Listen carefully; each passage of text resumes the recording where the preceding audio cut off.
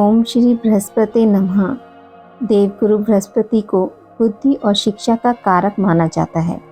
बृहस्पतिवार को बृहस्पति देवता की पूजा करने से धन, विद्या, मान सम्मान, प्रतिष्ठा और कई मनवांछित फल की प्राप्ति होती है। धार्मिक ग्रंथों के अनुसार गुरुवार को भगवान बृहस्पति की पूजा का विधान है। गुरुवार के दिन व्रत और कथा सुनने से घर परिवार में सुख समृद्धि बनी रहती है। चलिए सुनते हैं बृहस्पतिवार की संपूर्ण कथा और बृहस्पतिवार की आरती। प्राचीन काल की बात है। किसी राज्य में एक बड़ा प्रतापी और दानी राजा राज करता था। वह गुरुवार को व्रत रखकर दीन दुखियों की मदद करके पुण्य प्राप्त करता था, परंतु यह बात उसकी रानी को अच्छी नहीं लगती थी। वह ना तो व्रत करती थी और ना ही दान पुण्य में विश्वास रखती थी। इतना ही नहीं, वह राजा को भी ऐसा करने से मना करती थी। एक समय की बात है, राजा शिकार खेलने के लिए वन में गए। घर पर रानी और दासी थी। उसी समय गुरु बृहस्पति देव साधु का रूप धारण कर राजा के दरवाजे पर भिक्षा मांगने आए। तो रानी कहने लगी, हे साधु महाराज, मैं इस दान और पुण्य से तंग आ गई हूँ। आप कोई ऐसा उपाय बताएं जिससे कि सारा धन नष्ट हो जाए और मैं आराम से रह सकूं। इतना सुनकर बृहस्पति देव ने कहा, हे देवी, तुम बड़ी विचित्र हो। संतान और धन से कोई दुखी होता है? अगर अधिक धन है तो इसे शुभ कार्यों में लगाओ। कुंवारी कन्याओं का विवाह कराओ। विद्यालय और बाग बगीचों का निर्माण कराओ, जिससे तुम्हारे दोनों लोग सुधरेंगे। परंतु साधु की इन बातों से रानी को खुशी नहीं हुई। उसने कहा, मुझे ऐसे धन की आवश्यकता नहीं है जिसे मैं दान दूं और जिसे संभालने में मेरा सारा समय नष्ट हो जाए। तब साधु ने कहा, अगर तुम्हारी ऐसी इच्छा है तो मैं जैसा तुम्हें बताता हूँ तुम वैसा ही करना। गुरुवार के दिन तुम घर को गोबर से लीपना, अपने बालों को पीली मिट्टी से धोना, राजा से हजामत बनाने को कहना, भोजन में मांस मदिरा का प्रयोग करना, कपड़े धोबी के यहाँ धुलने देना। इस प्रकार 7 बृहस्पतिवार करने से तुम्हारा समस्त धन नष्ट हो जाएगा। इतना कहकर साधु के रूप में बृहस्पति देव अंतर्ध्यान हो गए। साधु की कही बातों को पूरा करते हुए रानी को केवल 3 बृहस्पतिवार बीते थे कि उनकी समस्त धन संपत्ति नष्ट हो गई। भोजन के लिए राजा का परिवार तरसने लगा।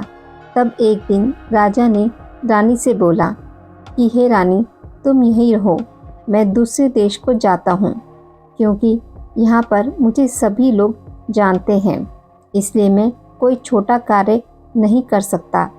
ऐसा कहकर राजा दूसरे देश चला गया। वहाँ वह जंगल में लकड़ी काट कर लाता और शहर में बेचता। इस तरह वह अपना जीवन व्यतीत करने लगा। इधर राजा के प्रदेश जाते ही रानी और दासी दुखी रहने लगी। एक बार जब रानी और दासी को 7 दिन तक बिना भोजन के रहना पड़ा, तो रानी ने अपनी दासी से कहा, हे दासी, पास के नगर में मेरी बहन रहती है, वह बड़ी धनवान है। तू उसके पास जा और कुछ ले आ, ताकि थोड़ी बहुत गुजर बसर हो जाए। दासी रानी की बहन के पास गई। उस दिन गुरुवार था और रानी की बहन उस समय बृहस्पतिवार व्रत की कथा सुन रही थी। दासी ने रानी की बहन को अपनी रानी का संदेश दिया, लेकिन रानी की बड़ी बहन ने कोई उत्तर नहीं दिया। जब दासी को रानी की बहन से कोई उत्तर नहीं मिला तो वह बहुत दुखी हुई और उसे क्रोध भी आया। दासी ने रानी को सारी बात बता दी। ये सुनकर रानी ने अपने भाग्य को कोसा।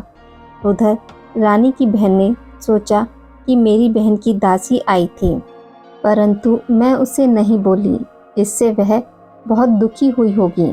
कथा सुनकर और पूजा समाप्त करके वह अपनी बहन के घर आई और कहने लगी, हे बहन, मैं बृहस्पतिवार का व्रत कर रही थी।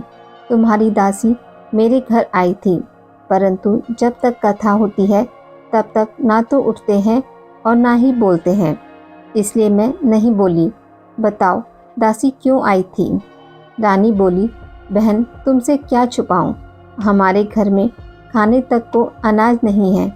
ऐसा कहते कहते रानी की आंखें भर आई। उसने अपनी दासी समेत पिछले 7 दिनों से भूखे रहने की पूरी बात अपनी बहन को बता दी। देखो बहन, भगवान बृहस्पति देव सबकी मनोकामना पूर्ण करते हैं। देखो शायद तुम्हारे घर में भी अनाज रखा हो। पहले तो रानी को विश्वास नहीं हुआ, पर बहन के आग्रह करने पर उसने दासी को अंदर भेजा तो उसे सचमुच अनाज से भरा एक घड़ा मिल गया। यह देखकर दासी को बड़ी हैरानी हुई।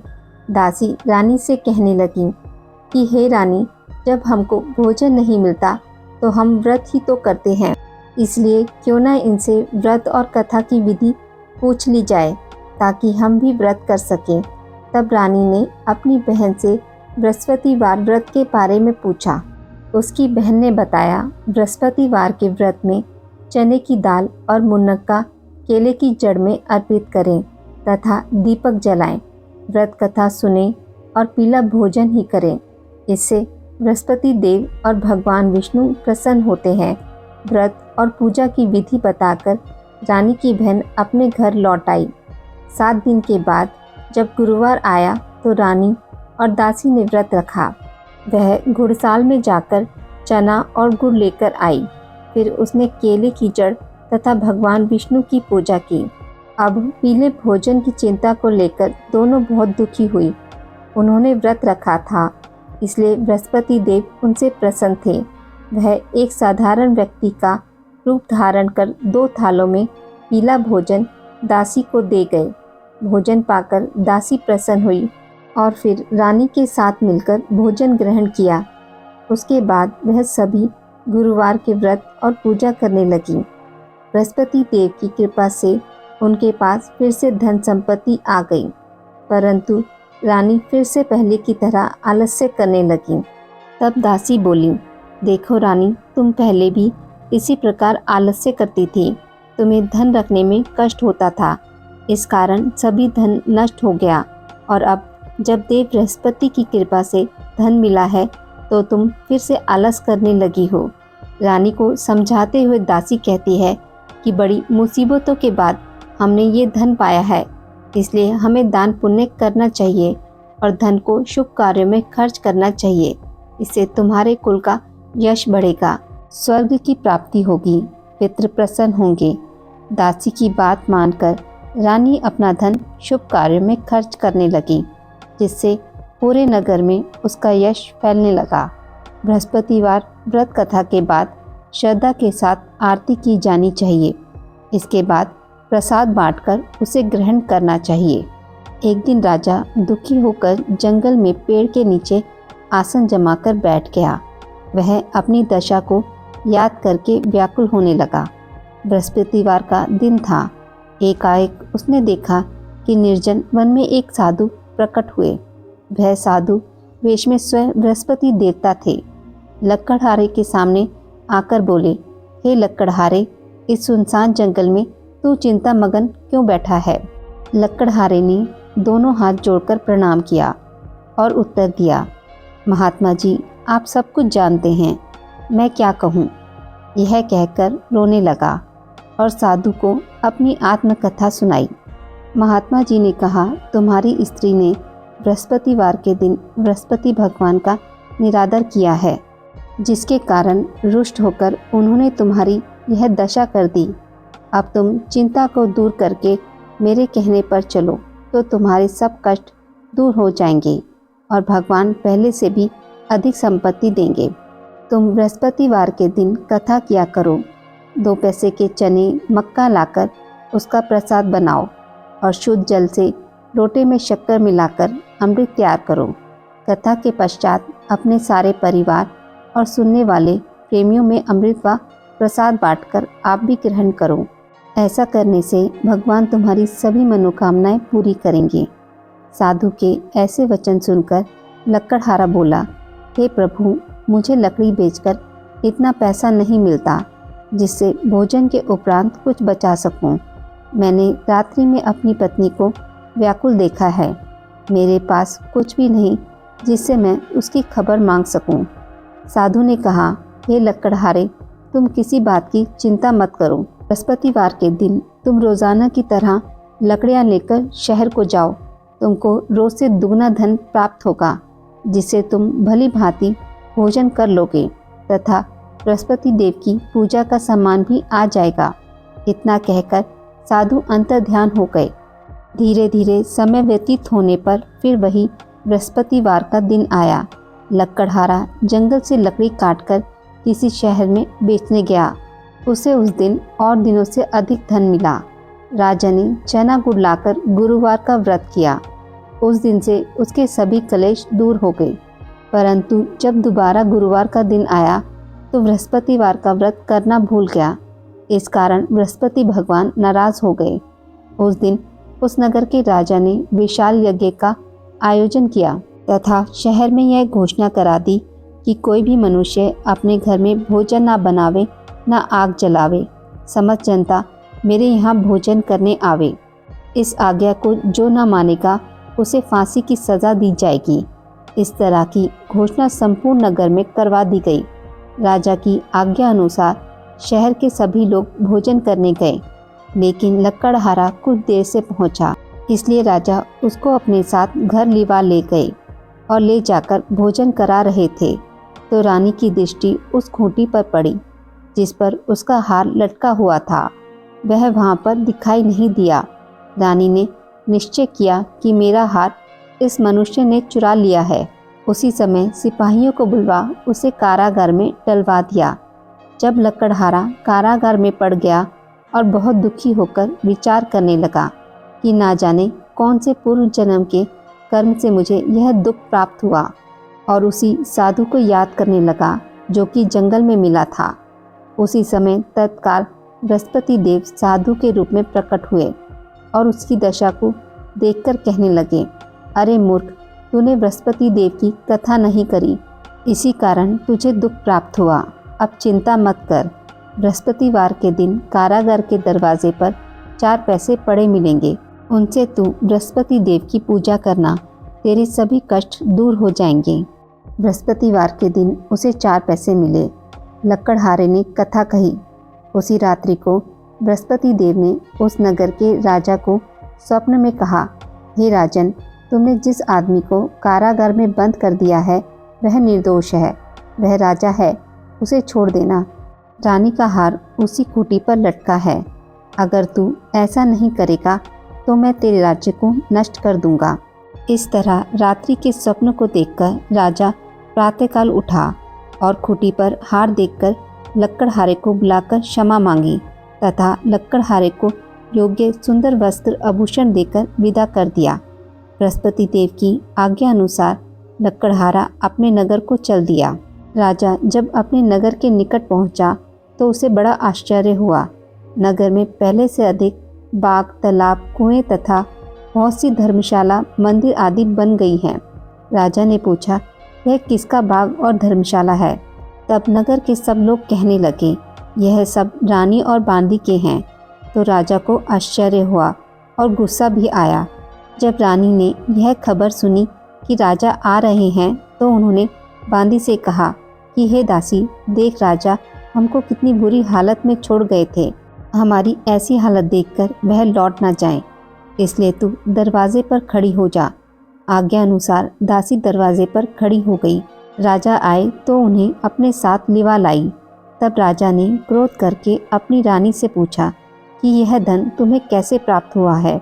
तब उन्होंने कहा, हमें यह सब धन बृहस्पति देव के इस व्रत के प्रभाव से प्राप्त हुआ है। राजा ने निश्चय किया कि 7 रोज बाद तो सभी बृहस्पति देव का पूजन करते हैं, परंतु मैं प्रतिदिन दिन में 3 बार कहानी तथा रोज व्रत किया करूँगा। अब हर समय राजा के दुपट्टे में चने की दाल बंधी रहती तथा दिन में 3 बार कहानी कहता। एक रोज राजा ने विचार किया कि चलो अपनी बहन के यहाँ हो आवे। इस तरह निश्चय कर राजा घोड़े पर सवार हो अपनी बहन के यहाँ को चलने लगा। मार्ग में उसने देखा कि कुछ आदमी एक मुर्दे को लिए जा रहे हैं। उन्हें रोककर राजा कहने लगा, अरे भाइयों, मेरी बृहस्पति देव की कथा सुन लो। वे बोले, लो हमारा तो आदमी मर गया, इसको अपनी कथा की पड़ी है। परंतु कुछ आदमी बोले, अच्छा कहो, हम तुम्हारी कथा भी सुनेंगे। राजा ने दाल निकाली और जब कथा आधी ही हुई थी कि मुर्दा हिलने लग गया, और जब कथा समाप्त हो गई तो राम राम करके मनुष्य खड़ा हो गया।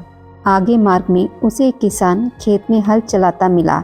राजा ने उसे देख और उससे बोले, अरे भाई, तुम मेरी बृहस्पतिवार की कथा सुन लो। किसान बोला, जब तक मैं तेरी कथा सुनूंगा तब तक 4 हरिया जोत लूँगा, जा अपनी कथा किसी और को सुनाना। इस तरह राजा आगे चलने लगा। राजा के हटते ही बैल पछाड़ खाकर गिर गए तथा किसान के पेट में बड़ी जोर का दर्द होने लगा। उस समय उसकी माँ रोटी लेकर आई। उसने जब यह देखा तो अपने पुत्र से सब हाल पूछा और बेटे ने सभी हाल कह दिया। तो बुढ़िया दौड़ी दौड़ी उस घुड़सवार के पास गई और उससे बोली कि मैं तेरी कथा सुनूंगी, तू अपनी कथा मेरे खेत पर चलकर ही कहना।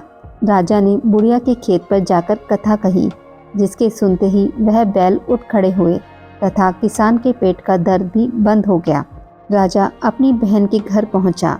बहन ने भाई की खूब मेहमानी की। दूसरे रोज प्रातःकाल राजा जगा तो वह देखने लगा कि सब लोग भोजन कर रहे हैं। राजा ने अपनी बहन से कहा, ऐसा कोई मनुष्य है जिसने भोजन नहीं किया हो, जो मेरी बृहस्पतिवार की कथा सुन ले। बहन बोली, हे भैया, यह देश ऐसा ही है कि पहले यहाँ लोग भोजन करते हैं, बाद में अन्य काम करते हैं। अगर कोई पड़ोस में हो तो देखाऊं। वह ऐसा कहकर देखने चली गई, परंतु उसे कोई भी ऐसा व्यक्ति नहीं मिला जिसने भोजन ना किया हो। अतः वह एक कुम्हार के घर गई जिसका लड़का बीमार था। उसे मालूम हुआ कि उनके यहाँ 3 रोज से किसी ने भोजन नहीं किया है। रानी ने अपने भाई की कथा सुनने के लिए कुम्हार से कहा। वह तैयार हो गया। राजा ने जाकर बृहस्पतिवार की कथा कही, जिसको सुनकर उसका लड़का ठीक हो गया। अब तो राजा की प्रशंसा होने लगी। एक रोज राजा ने अपनी बहन से कहा कि हे बहन, हम अपने घर को जाएंगे, तुम भी तैयार हो जाओ। राजा की बहन ने अपनी सास से कहा। सास ने कहा, चली जा, परंतु अपने लड़के को मत ले जाना, क्योंकि तेरे भाई के कोई औलाद नहीं है। बहन ने अपने भाई से कहा, हे भैया, मैं तो चलूँगी, पर कोई बालक नहीं जाएगा। राजा बोला, जब कोई बालक नहीं चलेगा तब तुम ही क्या करोगी।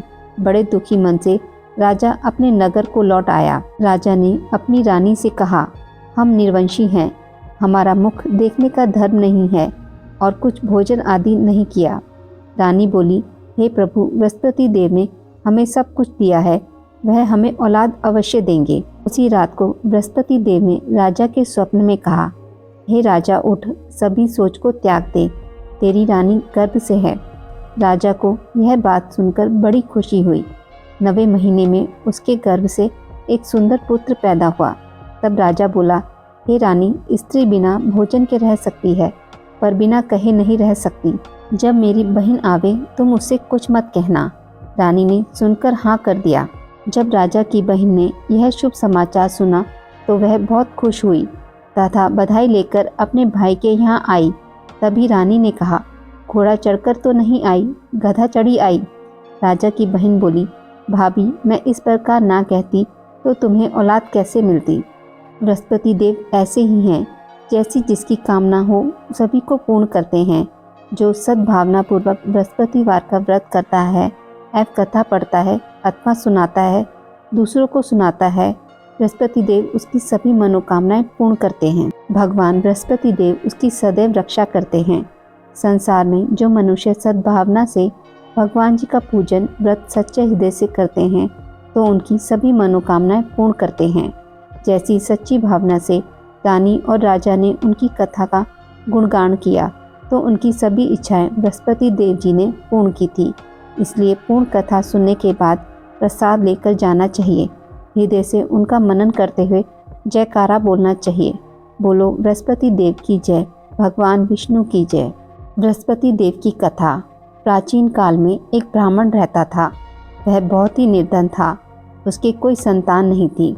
उसकी स्त्री बहुत मलिनता के साथ रहती थी। वह स्नान न करती, किसी देवता का पूजन न करती। इससे ब्राह्मण देवता बड़े दुखी थे। बेचारे बहुत कुछ कहते थे, किंतु उसका कुछ परिणाम न निकला। भगवान की कृपा से ब्राह्मण की स्त्री के कन्या रूपी रत्न पैदा हुआ। कन्या बड़ी होने पर प्रातः स्नान करके विष्णु भगवान का जाप व बृहस्पतिवार का व्रत करने लगी। अपने पूजन पाठ को समाप्त करके विद्यालय जाती तो अपनी मुट्ठी में जौ भरकर ले जाती और पाठशाला के मार्ग में डालती जाती। तब ये जौ स्वर्ण के हो जाते। लौटते समय उनको बीनकर घर ले आती थी। एक दिन वह बालिका सूप में उस सोने के जौ को फटकार कर साफ कर रही थी कि उसके पिता ने देख लिया और कहा, हे बेटी, सोने के जौ के लिए सोने का सूप होना चाहिए। दूसरे दिन बृहस्पतिवार था। इस कन्या ने व्रत रखा और बृहस्पति देव से प्रार्थना करके कहा, मैंने आपकी पूजा सच्चे मन से की हो तो मेरे लिए सोने का सूप दे दो। बृहस्पति देव ने उसकी प्रार्थना स्वीकार कर ली। रोजाना की तरह वह कन्या जौ फैलाती हुई जाने लगी। जब लौटकर जौ बीन रही थी तो बृहस्पति देव की कृपा से सोने का सूप मिला। उसे वह घर ले आई और उसमें जौ साफ करने लगी, परंतु उसकी माँ का वही ढंग रहा। एक दिन की बात है कि वह कन्या सोने के सूप में जौ साफ कर रही थी। उस समय उस शहर के राजा का पुत्र वहां से होकर निकला।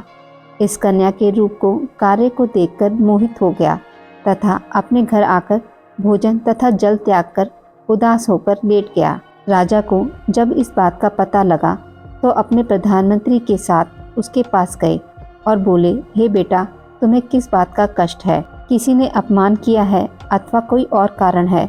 सो कहो, मैं वही कार्य करूँगा जिससे तुम्हें प्रसन्नता हो। अपने पिता की राजकुमार ने बातें सुनी तो वह बोला, मुझे आपकी कृपा से किसी बात का दुख नहीं है।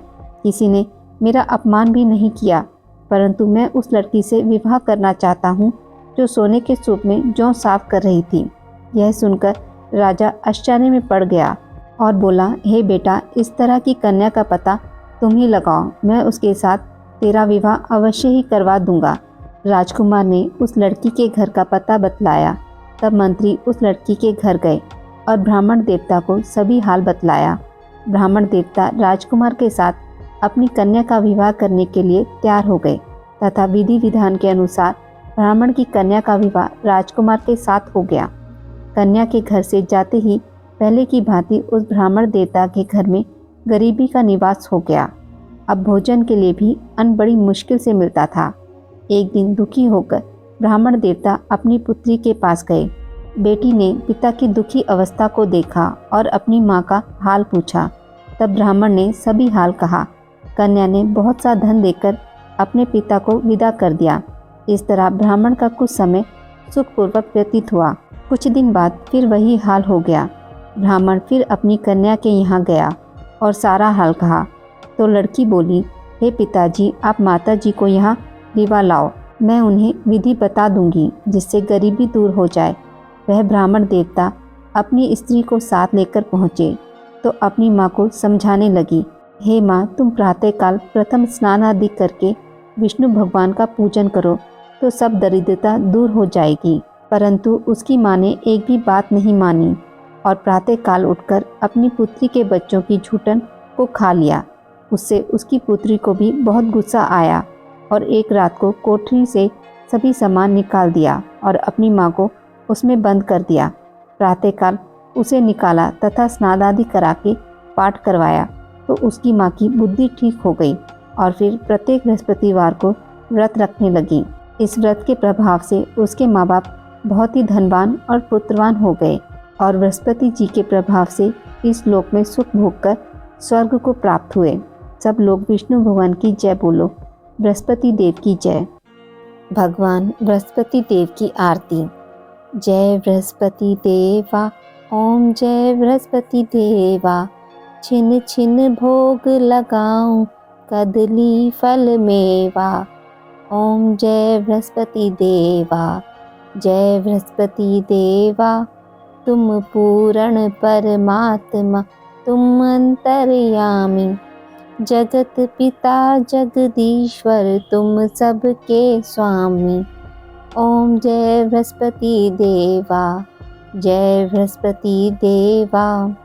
चरणामृत निज निर्मल सब पातक हरता, सकल मनोरथ दायक कृपा करो भरता। ओम जय बृहस्पति देवा, जय बृहस्पति देवा। तन मन धन अर्पण कर जो जन शरण पड़े, प्रभु प्रकट तब होकर आकर द्वार खड़े।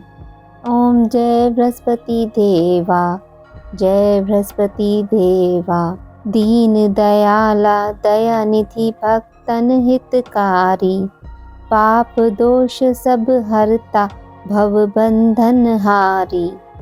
ओम जय बृहस्पति देवा, जय बृहस्पति देवा। सकल मनोरथ दायक सब संशय हारो, विषय विकार मिटाओ संतन सुखकारी। ओम जय बृहस्पति देवा, जय बृहस्पति देवा। जो कोई आरती तेरी प्रेम सहित गावे, जेठानंद आनंद कर सो निश्चय पावे। ओम जय बृहस्पति देवा, जय बृहस्पति देवा। सब बोलिए विष्णु भगवान की जय। बोलो बृहस्पति देव भगवान की जय।